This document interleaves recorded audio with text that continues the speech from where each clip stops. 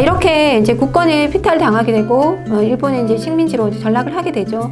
자, 그러다 보니까 이제 국권을 수호하기 위한 운동들이 일어나게 됩니다. 자, 국권 수호 운동은 크게 보면 의병 운동과 애국 계몽 운동으로 나눌 수 있는데 이 부분을 한번 살펴보도록 하겠습니다. 자, 의병 운동은 조선이 위기에 처할 때마다 결국은 그 관료부터 시작해서 농민들까지 다 대거 이제 거국적으로 일어나는 움직임이었는데요. 그래서 이제 시기별로 의병 운동의 모습들이 좀 차이가 생깁니다. 자, 먼저 보면 1895년에 이제 을미사변, 즉 명성황후가 시해가 된 거죠. 그리고 여기다가 이제 단발령까지 내려지게 됩니다. 강제로. 그러다 보니까 일반 양반 유생들이 여기에 대한 반발이 일어나게 되는 거고, 그래서 이제 그 양반 유생들 중심으로 해서, 그러니까 유인석이나 이런 사람들 중심으로 해서 의병 운동이 일어나게 되는데 이게 을미의병입니다. 자, 그 다음에 1905년에, 그죠? 우리 외교권을 박탈당하는 을사늑약을 체결하게 되는 거죠. 이때 이제 흔히 말하는 양반 유생 대표인 최익현 뿐만 아니라 이제 평민 대표인 이제 신돌석 같은 평민 의병장도 같이 등장을 하게 됩니다. 그래서 이제 양반과 평민들이 다 모두 의병 운동에 참여를 하게 되는 거죠. 이게 을사의병인 거고요. 자, 그 다음에 해금 일사 파견을 이제 빌미로 해서 고종이 강제 퇴위를 당하게 되잖아요. 그리고 이제 군대가 해산이 됐죠. 그게 1907년에 군대가 해산이 되면서 이 해산됐던 군인들이 일부 의병에 가담을 하게 됩니다.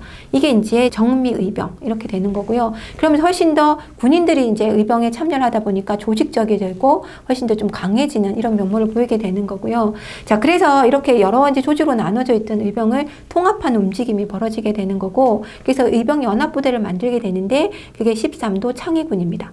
요게 이제 이인영과 허비가 이제 대표로 창의군을 이끌게 되면서 이때 이제 국제사회에 뭐라 얘기하냐면 이게 단순히 의병이 아니라 이제 국제법상 교전을 할 수 있는 단체로 우리를 인정해달라, 이것을 요구를 하게 됩니다. 그러니까 말 그대로 이제는 전쟁이다 라고 얘기를 이제 선언을 하게 되는 거죠. 그러면서 이제 이 허위가를 중심으로 해서 서울 진공작전을 이제 실시를 하게 되는데, 물론 이 작전은 실패로 끝나게 되는 거고, 이렇게 의병 활동들이 계속 끊임없이 산발적으로 또는 대거 일어나다 보니까 일본군 입장에서는 결국 이 의병들을 이제 진압하기 위한 움직임을 펼치게 되는 거고, 그래서 남한 대토벌 작전이라고 하는 거를 1909년에 실시를 하게 됩니다. 그래서 이제 대거 의병에 대한 토벌들이 일어나게 되는 거고요. 그러다 보니까 이제 살아남은 의병들은 결국 국내에서는 이제 더 이상 운동을 진행할 수 없어서 이제 만주나 연해주로 이동을 하게 되고, 이분들이 이제 그 만주나 연해주에서 무장투쟁을 전개하는 이런 걸로 이제 흐름이 이어지게 됩니다. 자, 그 다음에 또 하나는 이제 이렇게 그 국권을 피탈당하다 보니까 사람들이 이제 비분 관계를 하게 되는 거죠. 그래서 여러 가지 이제 거기에 맞는 자기들이 할 수 있는 나름대로 어떤 국권 수원 운동을 하게 되는데, 예컨대 이제 장정 같은 인물은 우리가 이제 결국 논설을 통해서 이렇게 국권을 피탈당했다라는 거를 알리게 됩니다. 그래서 황성신문에다가 신야 방성대곡이라고 하는 논설을 실게 되는 거고요. 그다음에 민영관 같은 이제 고위 관료들은 거기에 이제 비분 관계를 해서 국권을 잃어버린 거에 대해서 스스로 자결하는 이런 이제 모습을 띠기도 하고요. 그다음에 이제 나철이나 오교 같은 분들은 결국 그 을사조약을 체결했던 그 5명의 이제 그 관료들을 을사오적이라고 이렇게 딱 규정을 하고, 이들을 이제 그 암살하기 위한 오적 암살단을 조직을 하기도 합니다. 자, 그리고 이제 바다 건너 이제 미국에서는 전명운과 장민환이라고 하는 이 두 분이 결국은 조선에 이제 외교 고문을 했었던, 그래서 조선의 어떤 그 내정 간섭을 이제 강력하게 주장을 하고 조선의 어떤 독립이나 이런 부분에 대해서 부정적인 그 발언을 했던 스티븐스를 저격을 하게 되는 거죠. 자, 그 다음에 우리가 잘 아는 안중근 의사는 결국은 조선을 보국화하려고 하는 이토 히로부미를 저격을 하는 사건을 일으키게 되는 거고요. 그 다음에 이재명 같은 사람은 결국 친일파의 가장 대표라고 할 수 있는 이완용을 습격하는 이런 식의 이제 의열 활동들도 활발하게 이제 일어나고 있었습니다. 자, 그러면서 또 한편에서는 결국은 우리가 이렇게 국권을 다시 수호하기 위해서는 강력한 힘을 가져야 된다. 그죠? 부국강병하지 못하기 때문에 결국은 국권을 잃은 것이 아니냐. 그래서 이제 국권을 회복하기 위해서는 우리 스스로가 실력을 키워야 된다라고 하는 이제 실력 양성 이런 움직임들이 일어나게 되고, 이게 일명 애국 계몽 운동으로 나타나게 됩니다. 그래서 결국은 애국을 하고 계몽을 하기 위해서는 교육이나 언론이나 그죠? 이런 문화 활동들을 활발히 펴야 되는 거고, 그다음에 부국해야 되니까 산업을 진흥시켜야 된다. 이런 부분들로 이제 운동을 전개 나가는데, 첫 번째 이제 보안회 같은 경우는 일본이 일본이 이제 항무지 개간을 막 이렇게 하고 그 자기네가 소유를 하게 되니까 그러면 그 조선의 땅들이 다 일본에게 넘어가게 되는 거잖아요. 거기에 대한 반대 운동들을 펼치게 되는 거고요. 그 다음에 이제 그 이들의 일부 세력들이 이제 보안에 일부 사람들이 다시 만든 게 헌정연구회인데, 이 헌정연구회에서는 결국 우리는 어떤 국가를 만들 것이냐라고 하는 지향점을 발표를 하는데, 이때 결국 입헌군주제라고 하는 부분들을 제시를 하게 됩니다. 자, 그 다음에 이제 대한자강회가 마련이 되게 되는데요. 대한자강회는 이제 1906년에 만들어지게 되면서 결국은 이때 1907년에 이제 고종이 강제 퇴위를 당하게 되니까 고종의 강제 퇴위를 이제 반대 운동을 주도해 나가게 되고 결국 일본에 의해서 강제 해산을 당하게 됩니다. 그래서 대한자강회도 일명 운동을 제대로 하지 못하고 해산이 되게 되는 거고요. 요게 이제 자강에 참석했던 사람들이 다시 이제 대한협회를 만들게 됩니다. 그래서 이 대한자강회 간부들하고 그 다음에 여기에 이제 누가 다시 들어가 있냐면 천도교 지도자들이 일부 이제 연합을 하게 되면서 대한협회를 만들게 되는 거죠. 그래서 요 시기에 나오는 일명 애국개몽 운동을 했던 이런 여러 단체들은 기본적으로 그 황제를 부정하거나 하지는 않습니다. 그래서 입헌군주제를 이제 하나의 근대국가의 모델로 제시를 하고 있었다. 이게 하나의 특징이 되는 거고요.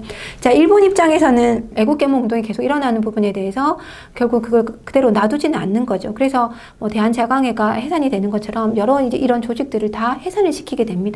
그래서 이제 우리나라 사람들 입장에서는 결국에는 애국개몽 운동이기라도 대놓고 드러내놓고 할 수가 없게 되는 거죠. 그래서 결국은 비밀 결사를 만들게 됩니다. 그래서 1907년에 안창호 선생하고 양기탁 선생이 중심이 돼서 만들어지는 이 비밀 조직이 신민회가 만들어지게 되고, 신민회는 기존에 있었던 이런 여러 이제 조직들하고는 좀 다르게 공화정이라고 하는 근대국가 수립을 이제 목표로 내세우게 됩니다. 이제 완전히 좀 모습이 달라지는 거죠. 자, 그러면서 이제 애국개몽을 어떻게 할 것이냐? 결국은 인재를 양성을 해야 되는 거죠. 그래서 이제 학교 설립이라고 하는 부분을 이제 적극 나서게 되는데, 안창호 선생님이 이제 평양에 이제 대성학교 설립을 하게 되는 거고, 이승훈 선생이 이제 정주에서 오산학교를 수립을 하게 됩니다. 이런 이제 사립 학교들을 많이 만들어서 이제 인재들을 키워내보겠다. 그래서 이걸 중심으로 해서 애국개몽 운동을 펼치겠다라고 하게 되는 거고, 그 다음에 부국해야 되니까 결국 이제 자기 회사를 만들게 되는 거고, 민족 사업을 이제 육성하기 위해서는 이런 이제 정보들을 많이 알려줘야 된다는 거죠.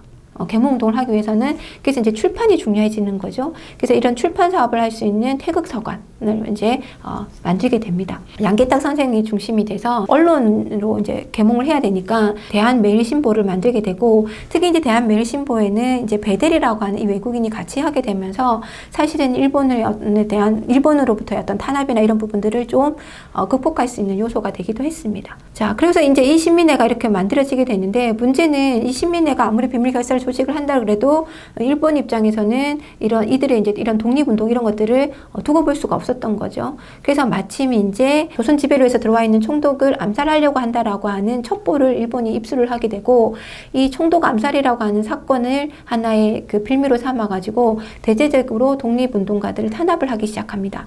사실은 이거는 실제로 암살 기도가 있었던 건 아닌데 가짜로 이렇게 하나의 사건을 만들었던 거죠. 그러면서 이제 이렇게 비밀 조직으로 활동하고 있었던 거나 아니면 바깥으로 드러내고 독립운동을 하고 있었던 많은 사람들과 조직들이 끌려가게 되는 거죠. 그래서 일명 이 105인 사건으로 인해서 이 신민회도 결국 와해가 되게 되는 거고, 그래서 이제 신민회 이 조직은 이제 국내에서 더 이상 활동을 할 수 없으니까 이제 결국 국외에 어떤 이제 독립군 기지를 만들자라고 하는 움직임을 하게 됩니다.